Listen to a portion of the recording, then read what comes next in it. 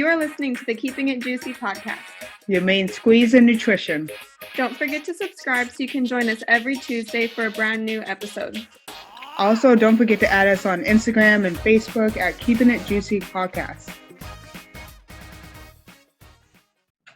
All right, welcome back to our show, everybody. Today is episode 80, and today we're going to be talking primarily about food deserts. We mentioned it briefly in our last episode about health disparities, but today we're doing a whole episode dedicated to it. But before we go into that, we're going to go into our new nutrition in the news, which is something we should all consider as we're staying at home a little bit. And we might partake in some extra alcoholic beverages. There was actually this recent study that came out, which we'll attach in the show notes, but the title of it is "Even Low-Risk Drinking Can Be Harmful." I know what you're thinking.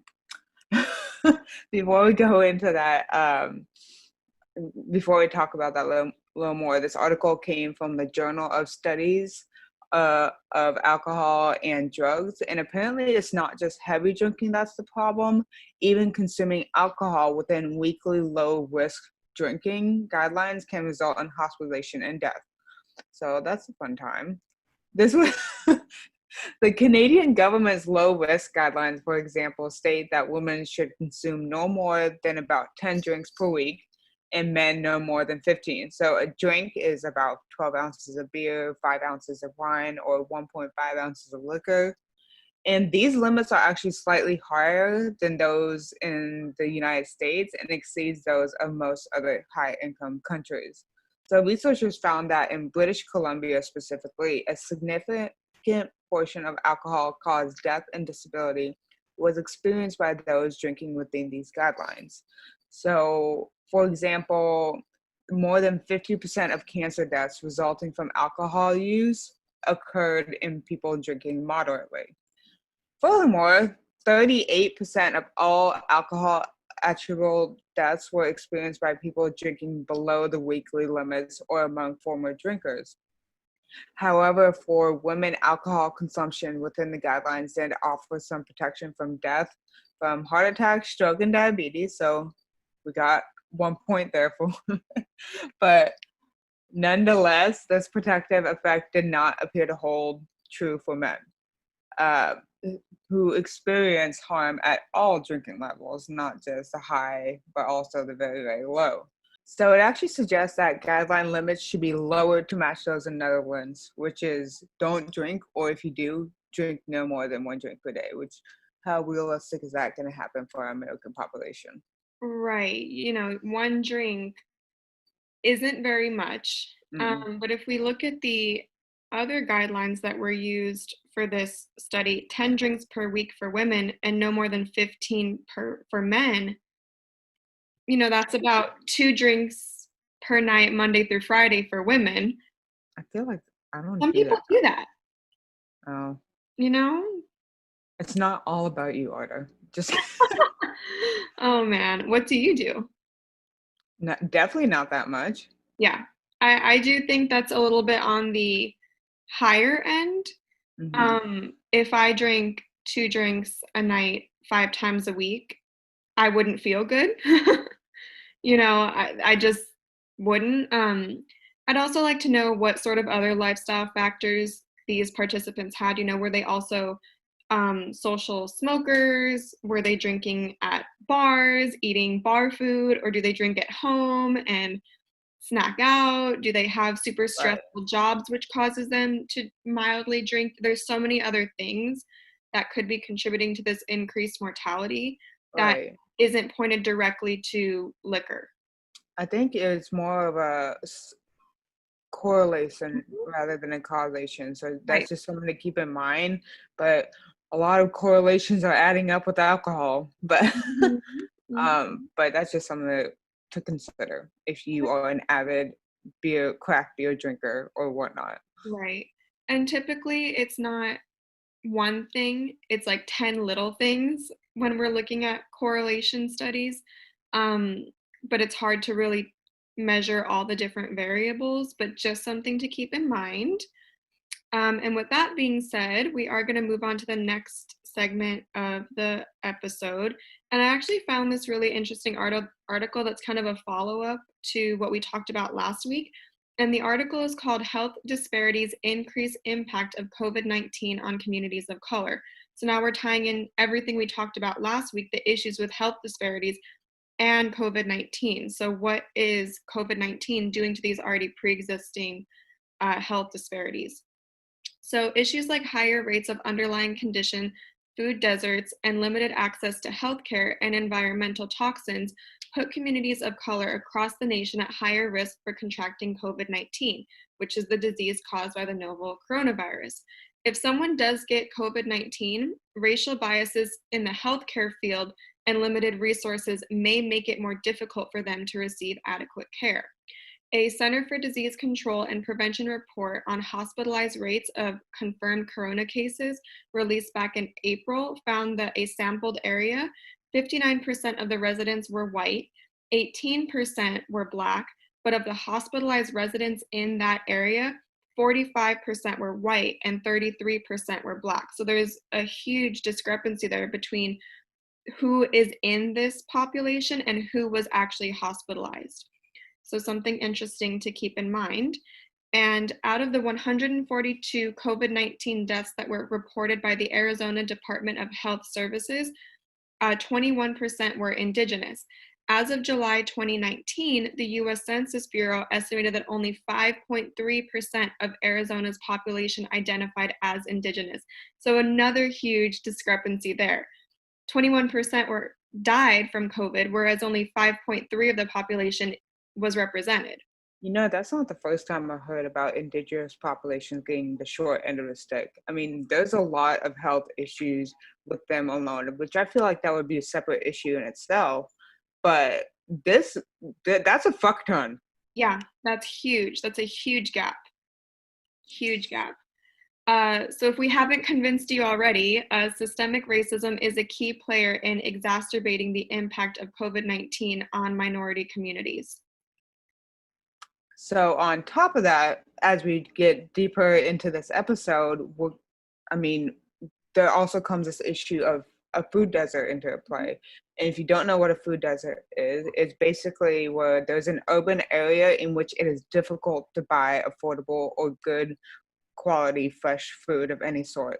So, for instance, according to a report prepared by Congress by the Economic Research of the USDA, about 2.3 million, or 2.2% of all US households live more than 1 mile away from a supermarket and do not own a car. That's a huge, I mean, you That's an would, issue. yeah, that's an issue. I mean, we say 2.2%, that's 2.3 million people. It's not like, oh, it's a couple hundred people. It's a lot.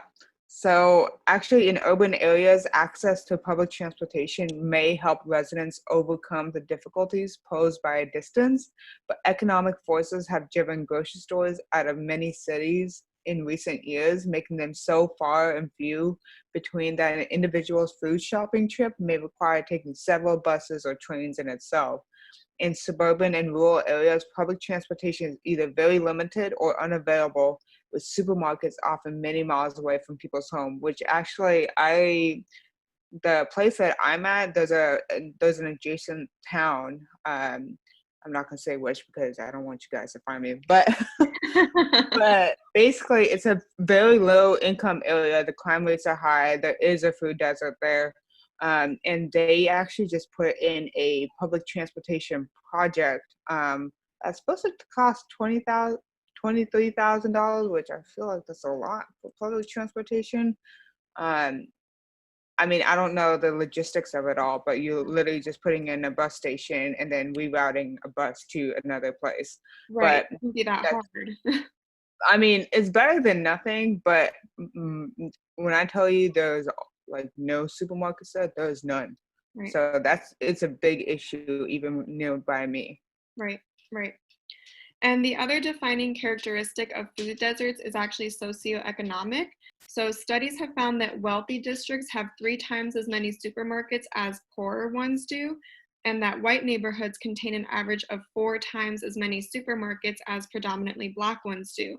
and that grocery stores in African American communities usually are smaller with like less selection in the actual stores itself. So that's interesting too. So the supermarkets that they do have less and poorer selection as well. It's almost like, what's going on here? Was this planned or people's choices about what to eat are severely limited by the options available to them and what they can afford. And many food deserts contain an overabundance of fast food chains selling cheap meat and dairy-based foods that are high in fat, sugar, and salt. McDonald's screams out to me. I'd be interested to know, what neighborhoods are the McDonald's predominantly found in, and we can kind of guess, we can use our brains here and guess that they're primarily found in the poorer ones at a higher concentration than in the more developed, richer, more wealthy neighborhoods. And processed foods such as snack cakes, chips, sodas are typically sold by corner delis, convenience stores, and liquor stores, which are, as we know, just as unhealthy as some of these fast food chains. So what are the solutions to this? So basically, public awareness of these problems posed by food deserts is growing, thanks largely to efforts of community activists, entrepreneurs, and government officials committed to increasing people's access to healthy food options. So actually, on the national level, First Lady or former First Lady Michelle Obama has spearheaded the Let's Move campaign to combat childhood obesity, which actually includes a goal of eradicating food deserts by 2017 with a $400 million investment, with the government focused on providing tax breaks to supermarkets that open in food deserts. So many urban areas are also implementing initiatives locally to solve the food desert challenges. So that's a step in the right direction right there. Right. So now we're going to go into what some of the larger cities have done to combat food deserts. So the first one we're going to talk about is Chicago. So more than 500,000 residents, mostly African Americans, live in food deserts. An additional 400,000 live in neighborhoods with predominance of fast food restaurants and no grocery stores nearby. So some food justice activists have sought to close this gap by opening food co-ops in undeserved areas where supermarkets have historically been unsuccessful. In addition to selling organic fruits and vegetables, bulk whole grains, beans, and soy-based meat substitutes, some of these stores, and an example is Fresh Family Foods on the city's south side, also offer cooking and nutrition classes to educate the public about making healthy food choices. So, for example, in Los Angeles, back in 2008, the Los Angeles City Council voted to enact a legislation on new fast food outlets in a 32 square mile zone, encompassing some of South LA's most arid food deserts, which if you haven't been in that area, it's pretty fucking bad. An area where there's about 97% of the population is either Latino, African American, or of mixed race. So having fewer fast food restaurants created greater demand for more and better food choices. So council members subsequently passed another measure offering grocery stores and sit-down restaurants serving healthier meals, financial incentives to open up in underserved communities. So these policies have so far succeeded in bringing the first new supermarket to South LA in about a decade. That's a big deal. Right, right. And like these changes take so much time because it's like a systemic racism problem too. Like it's not just a matter of like opening up a store. It's like, well, who's going to open it up and are they going to have the money to do it and who's going to have the money to come shop at it? Like it's this What's huge what's in my interest to open it, like stuff exactly. like that. It's a there's a lot of other it's not just as simple as saying like, okay, we're going to open a grocery store. Like there's it's a layered problem here, and it definitely needs the attention of our local governments because some of the policies in place are what's causing this problem to exist in the first place. So the last big city we're going to talk about is New York. So an estimated 750,000 New York residents live in food deserts, while about 3 million people live in places where stores that sell fresh produce are far or few away. Supermarkets throughout New York City have closed down in recent years due to increasing rents and shrinking profit margins, but the disappearance of urban grocery stores has had the most serious impact on low income communities, especially those that are predominantly African American. Um, and the neighborhoods where this is a big problem is the East and Central Harlem area and then North and Central Brooklyn. To fill this void, the city started its Green Carts program, which has been bringing affordable fresh fruits and vegetables to underserved areas while providing jobs for vendors since 2008. And that's another big thing, too. You know, you can open a grocery store and stimulate the economy that way by creating more jobs, but that first step needs a little bit of help. So, hundreds of green cards are already on the streets in food deserts, and that number is rapidly increasing as prospective vendors obtain training, licenses, and permits from the city. I just wish they just kind of let the grocery stores be. I know my dad's cousin lives in Brooklyn and I've been there and we had to walk a couple blocks over just to go to the local grocery market because I don't even remember seeing like a place like Aldi or Walmart or anything nearby where my relatives live. Right. So the big question is, what can you do if you live in a food desert? So if you recognize that you are living in a food desert, whether from what we just talked about or you just knew overall, you can start by helping those in your community understand what this means and talk about ways to make change. Basically, discussing different options such as growing your own food, working with local retailers to sell healthy vegan foods, organic foods, whatever, is a good place to start. It's also important to bring your ideas and concerns to policymakers, so your city council members, your state legislators, etc. Annoy the shit out of them because Mhm. that's a big deal. That's your livelihood, and it's kind of, I'm not saying it's entirely your responsibility, but it's not something they have considered or even given thought to unless you bring it to the forefront in which they'll um, think about it some more, especially after you annoy them a million Right. times. And, you know, city council members and state legislators are probably not living in a food desert themselves. So they don't really understand, and they may, you know, I'm not making a blanket statement here, but more than likely they don't really understand the true scope. And they're worried about a lot of other things as well. So you have to be persistent on what you want to see from the people in charge. And another thing too is, you know, you might not be able to start buying all organic or all, you know, fresh produce immediately, but that's okay. Do what you can because it's a supply and demand thing. You know, if you go to your local supermarket and buy even 5% of your groceries with a little bit of a healthier option, it will incentivize the grocery store. Oh, hey, my consumer wants this. I'm going to put more of that in my store. And of course, that doesn't happen overnight, but over time, and if you communicate with other people in your community about, you know, the health impacts of this, over time, things will change. You know, your dollar is your voting ballot, you know, everything you buy is a supply and demand thing. So buy a little bit more, do what you can, and over time, with enough persistence, there can be changes made. Right. And it's another thing to consider is just this in itself is just a multifaceted problem. Like there's a lot of issues going into it, whether it be not just the fact that there's food deserts and limited transportation, but like what policymakers want, what food industries want because they want to make a profit off of you because they Our industry. right. They're not thinking of you, that they're thinking about the profit that they can get. So that's just something to consider. Hmm. Uh, which obviously we're not going to be able to solve the solution overnight, but it's something that needs to be addressed and on multiple levels. Hmm. Uh, so, anyways, I hope that gave you guys some insight onto today's episode and how food deserts are such a big problem. I know it impacts me as a dietitian living near the areas and having patients that are especially impacted from these issues. So just something to consider, like moving forward, whether it be in your own situation or your future patients or anything like that. Hmm.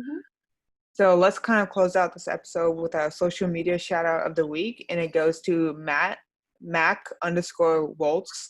and she is a clinical OD to be for Morrison Healthcare. And she has an MS in nutrition and a BS in nutrition and foods. And she also has a dog Instagram account because she's also a dog mom. So I would follow both. Highly recommend. Just saying. Yes, thank you for your support. And if you are a social media shout out, remember we are sending out these super cool Keeping It Juicy stickers. We each have one on our laptop. So send us a message with your address. If you've been a social media shout out in the past, please message us and we will send one your way as well. We're just not going through the whole list. And Right. yeah, Right. there's been a handful. So please send us a message and we will send one your way. All right. We appreciate it. And like we ended the past handful of episodes, be safe. Don't do anything stupid. Don't touch anybody, and don't let anybody touch you. Right, because COVID is still out there. Mm-hmm. All right, guys. All right, stay safe. Bye, guys. Bye. Thanks for listening to the Keeping It Juicy podcast. Your main squeeze in nutrition. Don't forget to subscribe so you can join us every Tuesday for a brand new episode. Also, you can find us on Instagram and Facebook at Keeping It Juicy Podcast. We'd love to hear from you, so please leave us a review. 5 stars, no less. On whatever platform you're listening to, or send us an email at keepingitjuicypodcast@gmail.com.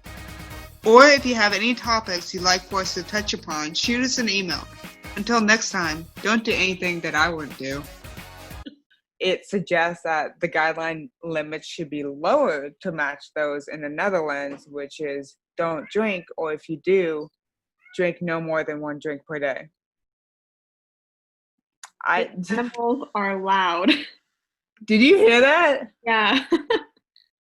Boone, shut up.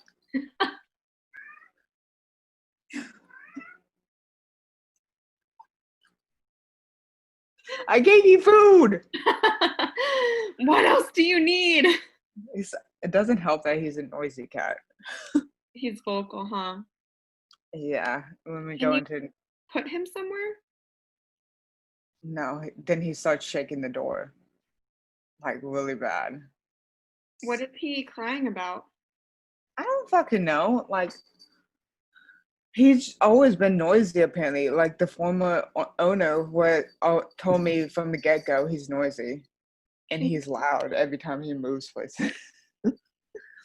We're working on this thing where he doesn't go on my bed when I'm not in bed, and he only can come into bed when I invite him into bed. It's like a dominance thing. It's my bed. I should practice that more. Christian and I do that when we're mad at her. We're like, don't even fucking think about going on the bed. Yeah. Because he views the bed as like the best place to be. You know, that's like, you know, where I sleep. Yeah. So if he can be with me, then we're like equals, you know? Yeah. In reality, like he can only be in my bed with me. Because if he's in the bed alone, he thinks he's in charge. Yeah. And he can only come when he's invited, which means if I don't want him, he has to go somewhere else. So Can you that was so strange.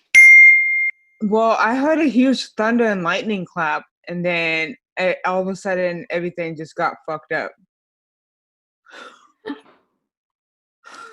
I thought you heard.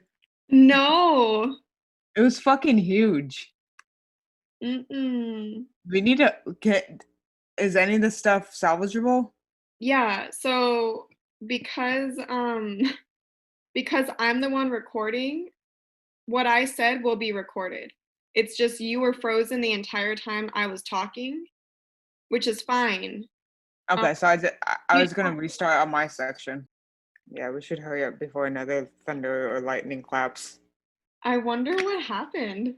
Like, I just lost service. I couldn't text you. I was just like, what? No way. some government is doing some shit, I'm telling you. They're like out in the sky concocting. Dude, it's not funny. Okay, let's go. Okay. Wait, Okay. Boone. I hear Boone. Okay. I don't hear him. Okay. A legislation on new fast food outlets in a 32 square square. So back in Right. It's all these kind of more corner, like right, supermarket places. which that Bravo, stop it. which that's the fuck was that, Boone? Can we make like a podcasting room? Yes, I was thinking that. Like a podcasting slash like guest bedroom kind Slash of. him. Yes. Can you not, Boone? Oh, No animals allowed in the podcasting room. oh my god. Should I just move on? I should move on. Yeah, yeah. Okay. Move the fuck out the way, Boone! Oh my god! You're on the chairs, you're on the counters, get off! I wanted to stop it so badly because he jumped from the chair to the counter to the table, and he was literally walking his way willy nilly over to my microphone. That's that's the biggest issue we're gonna have. He likes to climb on shit, and I have to yell at him every time. Run this house, bitch. Him and his fat ass. He is a fat cat. He is a bit like he's only like 12 or 13 pounds, but every time he like jumps down, it's like the loudest noise ever. He's like, All right, time to go. okay, Okay. bye.